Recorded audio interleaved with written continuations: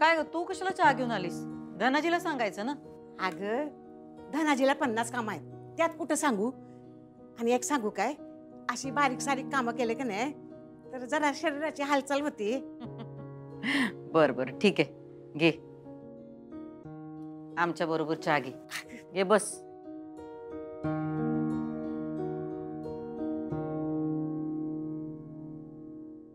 काय गाई, काय झालं? तब्येत बिब्येत ठीक आहे ना व? हा ठीक आहे तब्येत. मग काय झालं? कसला एवढा विचार करतेस? अधिपतीचा विचार करत होते बघ. त्याच्याकडे बघितलं ना व, लय काळजी वाटते बघ. आम्हाला पण येत आहे. पोराची अशी अवस्था बघवत नाही ग. सूनबाई घरला परत आली पाहिजे. त्यांना कुठं परत यायचंय? तसं असतं ते येवाना आल्या असत्या त्या. पण आपण काहीतरी केलं पाहिजे. काय करायचं? ये बाई परत, ये बाई परत म्हणून काय साष्टांग दंडवत घालायचं का काय? हा, एवढ्या कोण मोठ्या लागून गेल्या त्या? घरची लक्ष्मी आहे ती. जायचं नव्हतं घर सोडून? आम्ही सांगितलं होतं घर सोडून जायला. पण त्यांना अधिपतींची या घरची काळजी असती तर त्या काय घर सोडून गेल्या नसत्या. रागाच्या भरात गेली ग ती. पण आता तिला बी कळली असेल की तिची चूक. तोच तर प्रॉब्लेम आहे की त्यांचा. चूक झाल्या हे मान्यच करत नाहीत त्या. म्या कशी बरोबर, बाकीचे कसे चुकीचे हेच दाखवून देण्याचा प्रयत्न करतात त्या. म्हणून ते सारखं आमच्या डोसक्यात जातात त्या. होय, तुला एक सांगू काय? काय? हे बघ, तू बी आता जास्त लावून धरू नकोस. सोड की राग. आणि ती परत येण्यासाठी काय करावं लागेल ते बघ. हे बघाय, आम्हाला जे शक्य होतं ते आम्ही केलंय. आता त्यांचा माज उतरतच नाही, त्याला आम्ही तरी काय करणार? अगं पण पोरगी लय चांगली आहे ग. आई, आम्ही तुला मागच्या खेपेला सांगितलं होतं ना व, तू आमची आई आहेस त्यामुळे तुला एक काय ते ठरवायला लागत. आमच्या बाजूनं बोलायचं, आमच्या बाजूलाच राहायचं.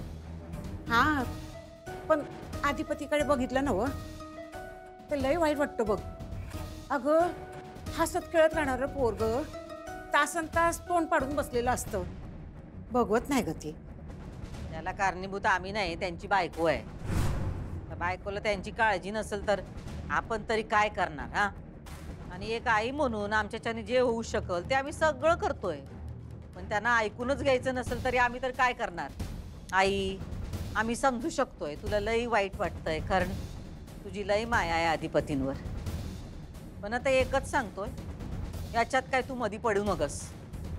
सुनबाईंना यायचं असेल तर येतील त्या, नाही तर राहतील तिकडच.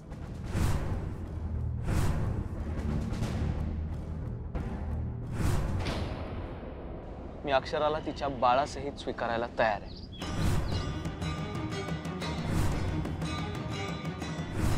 काय? तू अक्षराला तिच्या बाळासहित स्वीकारायला तयार आहेस? हो. खरंच? हो बाबा, ते मूल माझं नसलं तरी अक्षराचं आहे ना. आणि मी अगदी त्या मुलाला माझ्या मुलासारखंच प्रेम देईन. हो बाबा, मी खरंच तिला स्वीकारायला तयार आहे.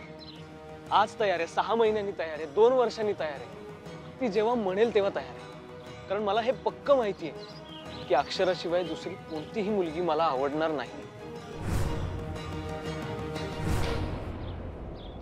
अरे पण मला माहिती आहे तिला हो म्हणायला वेळ लागेल, ती लवकर तयार होणार नाही. पण जेव्हा तिला त्या नात्यातून बाहेर पडायचं असेल तेव्हा मी तयार आहे. कारण ज्या प्रकारची ती माणसं आहेत ना, त्या माणसांमध्ये ती राहिली ना तर तिच्या आयुष्यात फक्त दुःख, स्ट्रेस इतकंच येणार आहे. आणि मला अजिबात नाही वाटत की तिने त्या अडाणी अधिपती बरोबर संसार करावा आणि त्या भुवनेश्वरी मॅडम सोबत तिथे राहावं. तिने लवकरात लवकर तिथून बाहेर पडावं आणि स्वतःच्या भविष्याचा विचार करावा. बाबा, ती जे म्हणेल ना तसं मी करेन. मी खरंच खूप पेशंटली तिची वाट बघेन. आणि जर तिची इच्छा नसेल माझ्यासोबत लग्न करायची तर त्या मताचा सुद्धा मी आदर करेन. पण मी आता इथेच राहीन भारतात. कारण मी इथे आलोय फक्त अक्षरासाठी. बाबा प्लीज, तुम्ही गैरसमज करून घेऊ नका माझ्याबद्दल. म्हणजे माझ्या मनात जे असतं ना ते मी बोलतो. माझं काही चुकलं असेल तर प्लीज मला माफ करा. अरे तू आधीच आमच्याकडे का नाही आलास? का नाही आधी हे सगळं बोललास? बाबा तेव्हा खरंच धाडस नाही झालं माझं तुमच्याशी हे सगळं बोलण्याचं. आणि सगळ्या गोष्टी इगोवर आल्या होत्या ना माझ्या. तडकाफडकी निघून गेलो मी अमेरिकेला. अरे तू जर हे आधी सांगितलं असतंस, आम्ही तुझं लग्न अक्षराशी लावून दिलं असतं ना. अक्षराच्या बाबतीत आम्ही चुकलोच नसतो. तिचं लग्न अधिपतींशी लावून दिलंच नसतं. एक निर्णय चुकला ना की किती फरफट होते ते बघतोय आता आम्ही. बाबा एक सांगू, बोल ना. तुम्ही तुमचा चुकलेला निर्णय बदला, मी माझा चुकलेला निर्णय बदलतो. 2 चुकलेल्या निर्णयातून आपण एक बरोबर निर्णय घेऊया.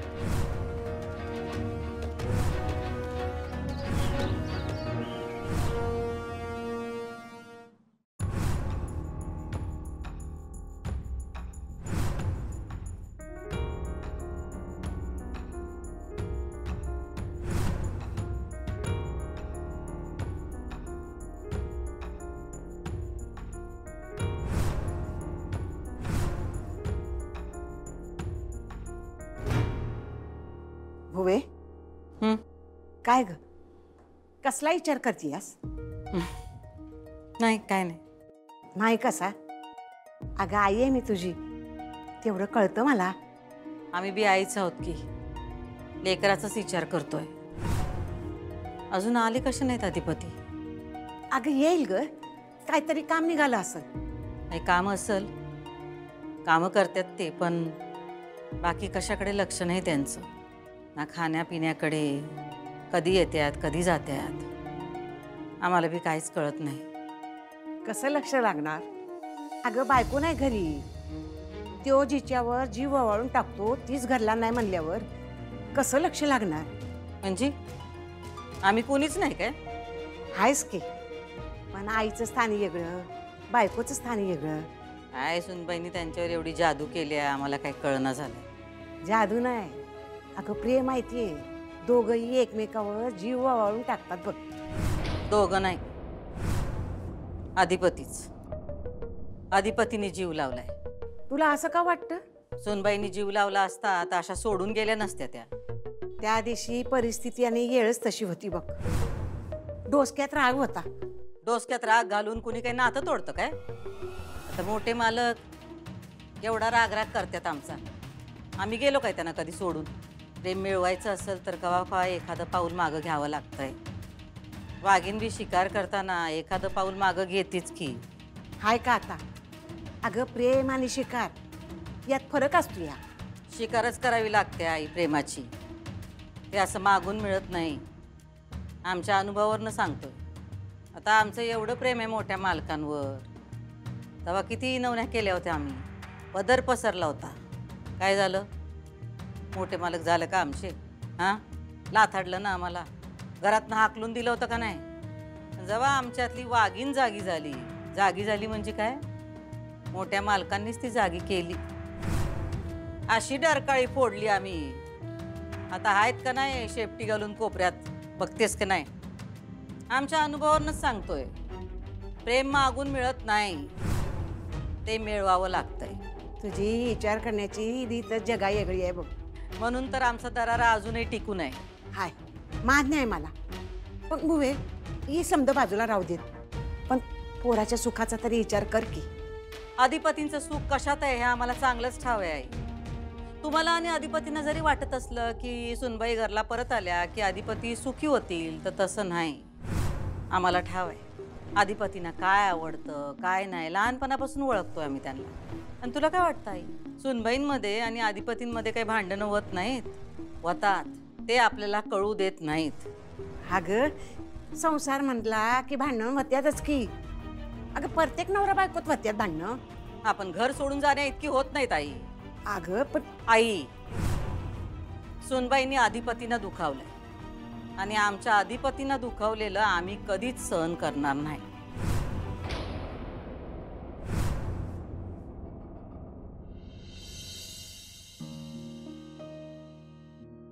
काय हो, उशीर झाला जरा यायला. हो, मदनचा फोन आला होता ना, म्हणून त्याला भेटायला गेलो होतो. अरे हा, तुम्ही त्याला भेटायला जाणार होता ना? काय हो, कशामुळे एवढं अर्जंट बोलवलं होतं त्यांनी? अगं आपल्याला जशी आपल्या अक्षराची काळजी वाटते ना, तशी त्यालाही अक्षराची काळजी वाटते. वाटणारच ना, शाळेपासूनचे मित्र आहेत दोघं जण. बरं काय हा तुम्ही सांगा मला, बसा मी पाणी आणते. हा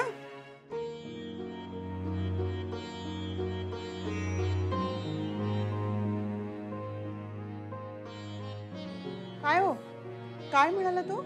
अगं खूप बोलला तो माझ्याशी, पण खूप उशीर केला त्याने बोलायला. म्हणजे नेमकं काय बोलला? त्याला अक्षराबरोबर लग्न करायचं होतं.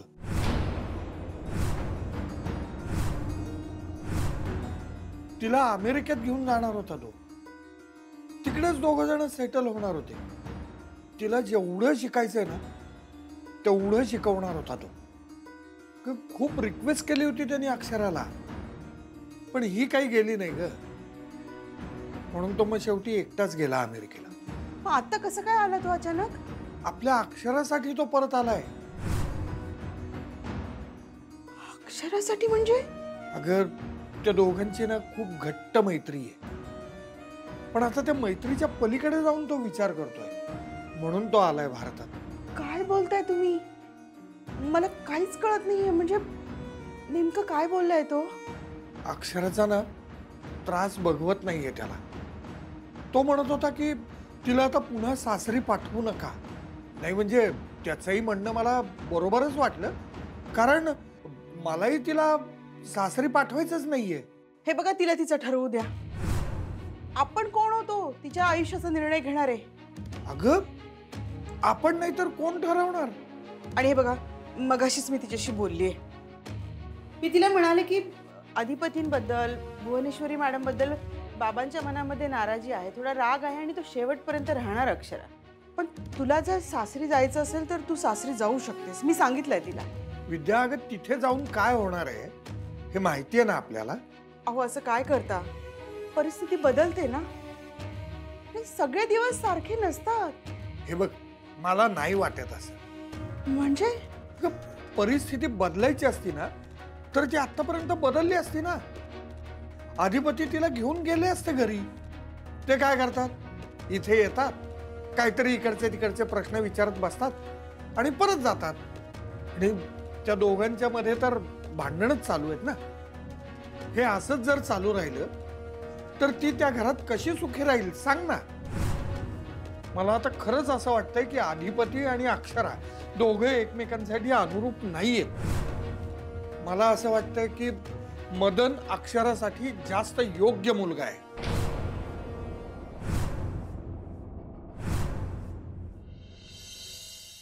निर्णय म्हणजे काय? निर्णय म्हणजे एखाद्या प्रश्नावर तोडगा काढणं, त्या प्रश्नाचा निकाल लावणं. आता सुनबाईंच्या प्रश्नाचा लवकरच निकाल लावावा लागणार आहे आम्हाला. आमच्या अधिपतींना त्यातनं बाहेर काढावं लागणार. त्यांच्या लग्नाच्या वेळी चुकला आमचा निर्णय. चुकला म्हणण्यापेक्षा आम्हीच तो चुकवला. अधिपतींना मास्तरीनबाईंशी लग्न करायचं होतं आणि आई म्हणून त्यांचा निर्णय आम्हाला काही मोडायचा नव्हता. मग काय, आम्ही आमचा निर्णय बदलला आणि बांधली त्यांच्या लग्नाची गाठ. मास्तरीनबाईंचं तेव्हा प्रेम नव्हतं त्यांच्यावर, तेच बरं होतं. पण काय करणार, आमच्या अधिपतींचा स्वभावच आहे असा. सगळेजण प्रेमातच पडतात त्यांच्या. मग काय, सुनबाई पण पडल्या प्रेमात. पण हे कसलं प्रेम, ज्याच्यावर खरं प्रेम असतंय त्याला कुणी दुखवत नाही. पण सुनबाईंनी आमच्या अधिपतींना दुखावलंय, आणि जो कोणी आमच्या अधिपतींना दुखावतो त्याला आम्ही सोडत नसतोय. आई अंबाबाई, तुला बी ठाव आहे आम्ही अधिपतींना किती जीव लावतो. ते त्यांच्या जन्मदात्या आईपेक्षा जास्त माया आहे आमची त्यांच्यावर. मग त्यांना त्रास झालेला आम्हाला बघवल काय? आणि म्हणूनच त्यांना त्रास देणाऱ्या सुनबाईंना आम्हाला त्यांच्यापासून वेगळं करायचंय, आणि आम्ही ते करणार.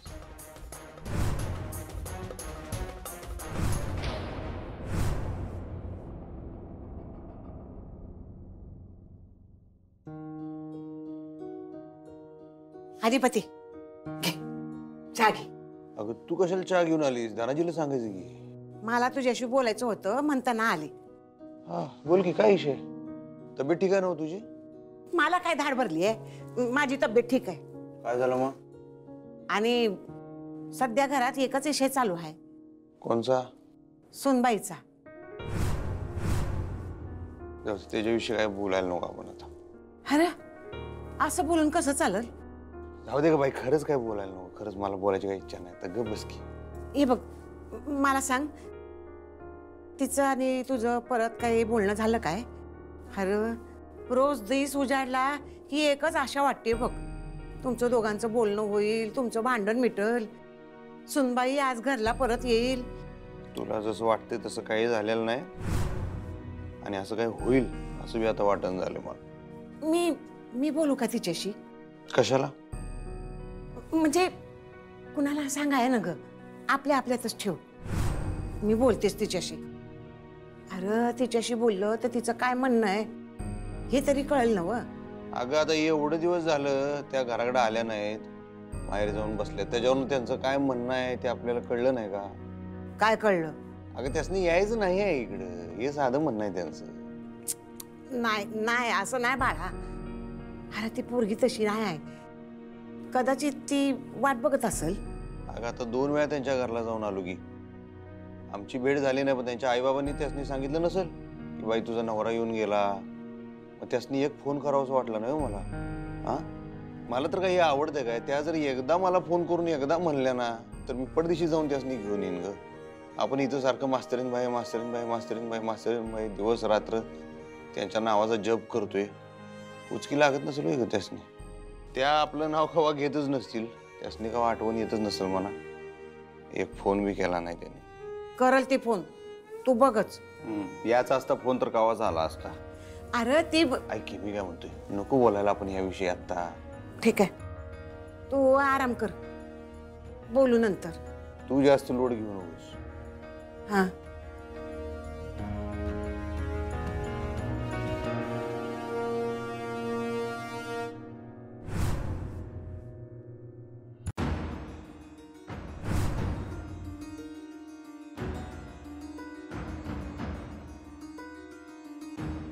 हे पुस्तक सुनबाईंना दिलं तर मला लिया वाचाया शिकवलं. जास्त काय जमलं नाही, पण शिकण्याचा आनंद घेता आला. भजन कीर्तनाला जाते तिकडे फकस्त त्यांच्या तोंडून ओम ऐकून म्हणत असते, पण तो ओम कसा लिवायचा हे सुनबाईमुळे कळलं. लय गुणाची आहे, पण ती बी चुकली आहे. एक तर घर सोडून जाया नग पाहिजे होती, आणि दुसरं म्हणजे भुईच्या विरोधात पोलिसात तक्रार केली ती द्यायला नको पाहिजे होती. पण आता वाटतं ती तिची चूक नव्हतीच, परिस्थितीच तशी होती म्हणा. नशिबाच्या पुढं कुणाचं चालतंय बाई? काय लिहिलंय तिच्या नशिबात आई आम्हाबाईलाच माहित. सुनबाईचा राग येतोय त्यापेक्षा माया बी वाटते. या मायानंच बांधून ठेवलं होतं तिनं समद्यांना.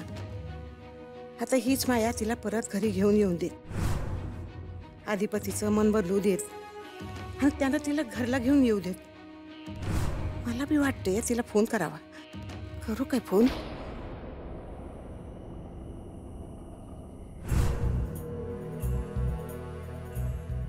ताई, तू काय करतेस इथे? हिरा, अगं बरं झालं तू भेटलीस. म्हणजे मला तुझा फोन हवाय. हो, पण तू इथे एकटी काय करतेस? अगं मी जरा वॉक करायला आले होते. काय तू ताई, चल घरी चल, किती उशीर झालाय. हो आपण जाऊ घरी, मला तुझा फोन दे ना. कशाला? अगं मला एक फोन करायचा होता. कोणाला? अधिपतींना. मला बोलायचंय ग अधिपतींशी, प्लीज. त्यांना का फोन करायचंय? मला भेटायचंय त्यांना. काही गरज नाहीये. अगं म्हणजे तुला सांगते तेवढं कर ना हिरा, दे ना मला फोन प्लीज. नाहीतर तू कर त्यांना फोन.